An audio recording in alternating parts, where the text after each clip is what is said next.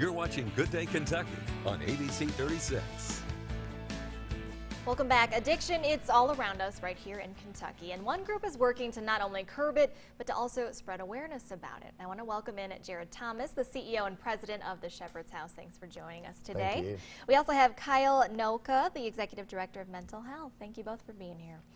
Let's talk about the Shepherd's House first and more of the mission and what it is that you guys do there. We are a long-term treatment center, actually the first long-term treatment center in the United States. We opened up in 1989, and we're the first one to provide 24-hour care 7 days a week for 12 to 18 months. That's incredible. And you guys really tend to focus on the long-term treatment model, right? Yes, ma'am. The reason we focus on long-term is this disease that we have and that people deal with, it didn't get better in 28 days, just like your addiction lasts longer than 28 days. So we have to spend more time on it. Kyle, you probably can speak more to this, but talk about what you've seen in terms of some of the clients and maybe the patients that come through there. Well, in regards to long term, our guys have spent years, sometimes decades, abusing drugs and alcohol.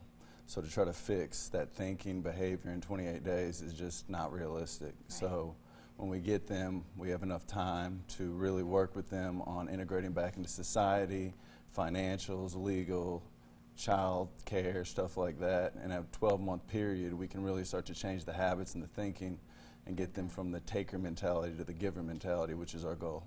Very good. And do you guys have plans to expand? I imagine over the years you guys have probably seen more people coming through. We have. Our waiting list has grown. Right now, it'll take you 6 months to get into the Shepherd's House. Just to get in? Just to get in. And we actually, last year we had a runner, we had an honor for the runner who passed away, and he actually passed away on our waiting list of an overdose. So that just tore us up. So we started expanding, and we actually are opening 2 new prison programs in the Fayette County Detention Center on September 1st, and that will feed into our long-term recovery model. That's fantastic news there. Okay, walk us through the Run for Recovery, because that's coming up, and I assume this is going to be a big part of helping with the funds, right? It's huge this year. The theme is who you're running for. In the state of Kentucky, on the last report from the Office of Inspector General, we had 1,468 overdose deaths.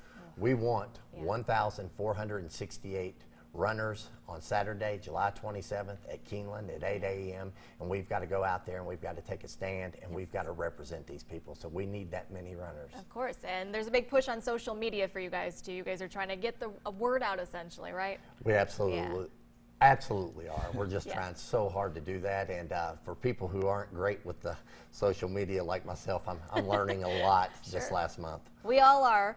If folks want to take part in the run, how can they get signed up? You can go to www.r4rky.com. Sign up. We need you. Please get out and run. Details on the screen there if you guys are interested in coming in and taking part in that run, and just, you know, if they want to learn more about you guys as well. Thank you both for coming in today. Really appreciate it. Thanks for having us. Thank you.